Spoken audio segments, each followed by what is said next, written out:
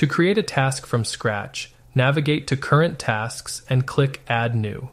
Choose Create a New Blank Task. Give the task a description. The user will see this as the task title. Tasks may be assigned to a user or group. Determine whether the user is allowed to reassign the task to someone else. Choose Dates and Time Zone.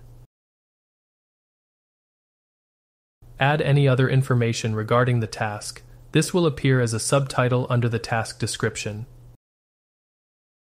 Choose a location and distance from this location if required. You may even allow a user to reject the task if this is allowed in your workflow. Click Activities. One or many activities may be configured. The first step requiring the user to read a standard operating procedure and then fill out a form. Separate attachments may be included as well. Click Send.